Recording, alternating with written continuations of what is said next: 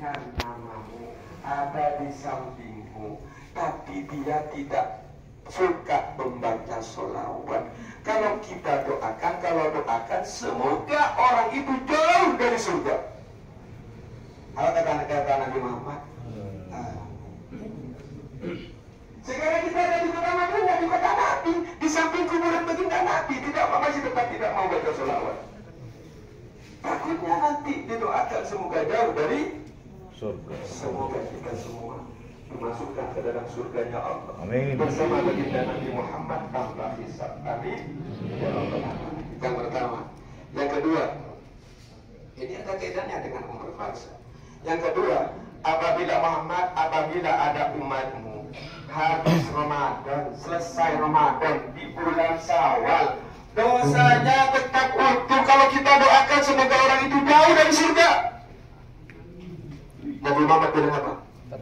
Amin. Yang berdoa malaikat Jibril, yang berdoa amin orang yang suci. Berarti kalau ada orang habis Ramadan, doanya tetap utuh. Kata saya barusan, bulan Ramadan hanya puasa, tidak sholat tarawih, tidak tadarus, tidak apa. Di waktu orang tarawih hanya nonton. Di waktu orang tadarus caranya nyanyi kemana. Makanya nanti begitu juga Bapak Ibu.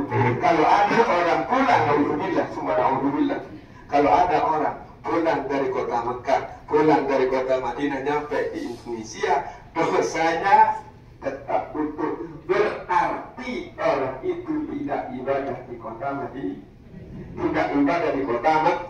Walaupun ibadah main-main, sehingga ibadahnya ditolak oleh Allah Subhanahu wa Ta'ala. Bapak Ibu, kita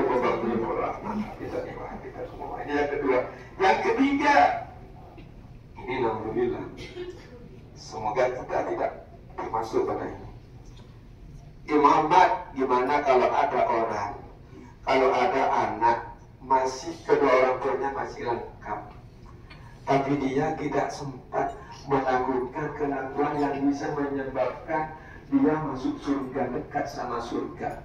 Kalau kita doakan semoga orang itu masuk atau dekat dengan yang namanya surga, artinya barang siapa anak yang durhaka kepada kedua orang tua kita, maka oleh malaikat Jibril didoakan semoga jauh dari surga. Ingat, jangan main-main.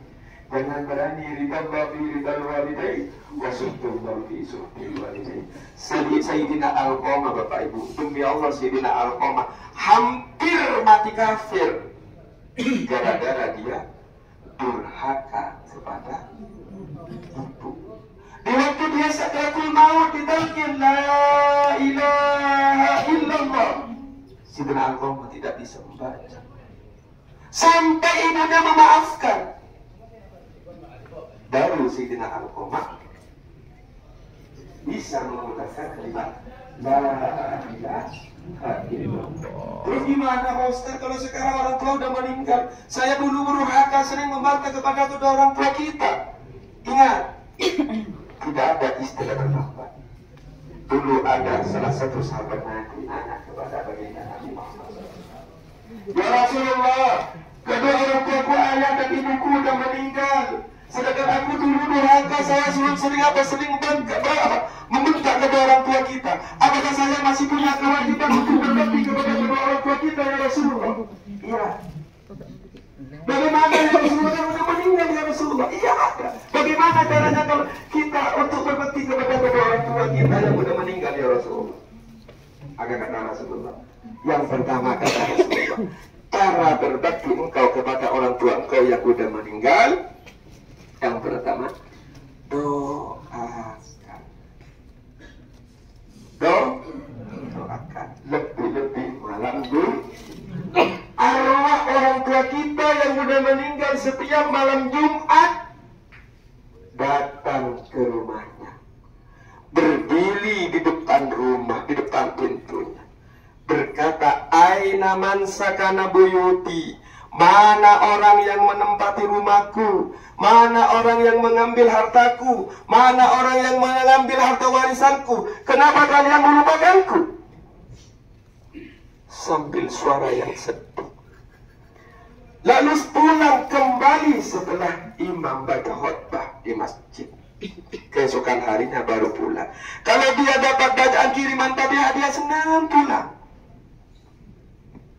Kalau dia tidak dapat bacaan Fatihah, tidak dapat sedekah, tidak dapat doa dari anak cucunya, maka dia berdoa, semoga anakku nanti seperti itu. Pokoknya udahlah. Intinya kita harus selalu mendoakan. Bahkan Rasulullah bersabda, mal mayyitu fi qabrihi illa kalwarikil mughawwis. Orang yang meninggal di dalam kuburan diibaratkan orang yang tenggelam minta pertolongan. Lalu siapa kalau bukan anaknya? Lalu siapa kalau bukan keturunannya? Lalu siapa kalau bukan orang yang menempati rumahnya? Lalu siapa kalau bukan orang yang mengambil harta warisan? Makanya Bapak Ibu, saya pernah jumpai dalam salah satu kitab, ada ulama bepergian. Suatu malam ada ulama bermimpi bepergian melewati suatu kuburan. Setelah nyampe di suatu kuburan, ahli kubur itu semuanya merebut sesuatu. Ada satu orang tidak ikut berebut, tenang, santai. Akhirnya dia itu nanya, datang kepada orang yang tidak merebut itu. Tuan, apa yang berebut teman-teman kalian itu? Terus kenapa kalian antum tidak ikut berebut? Orang apa? Orang yang tidak merebut itu menjawab, dia orang yang teman-teman kita itu merebut doa orang Islam yang masih hidup di muka bumi.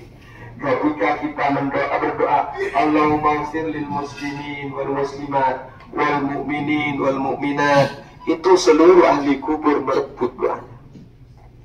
Kenapa kamu tidak ikut merebut? Saya sudah cukup. Di setiap saat anak saya selalu berdoa. Di setiap saat anak saya selalu ngirim Fatihah. Di setiap saat anakku selalu baca Al-Quran. Makanya ingat, ini yang pertama kata Rasulullah. Terus apalagi kata Rasulullah cara bakti kita kepada orang tua yang sudah meninggal? Lanjutkan kebiasaan baik orang tua. Pasti kita tahu apa kebiasaan baik orang tua kita dulu. Biasanya kalau orang tua kita malam Jumat dulu suka sedekah, itu lanjutkan. Niat meneruskan kebiasaan baik orang tua. Terus apa lagi ya Rasulullah? Lanjutkan nyambung silaturahim, yang mana dulu kedua orang tua kita sering silaturahim. Kalau misalnya contoh, orang tua kita dulu suka silaturahim sama orang yang bernama B. Ketika orang tua kita meninggal dunia, anaknya sering silaturahmi dengan yang lebih kepada yang itu bentuk bakti anak kepada kedua orang tua. Lebih-lebih sekarang dengan orang istimewa, doanya pasti diijabah. Amin. Permintaannya pasti diberi. Makanya kata saya mulai kemarin, doakan kedua orang tua kita. Mumpung sekarang. Karena ibu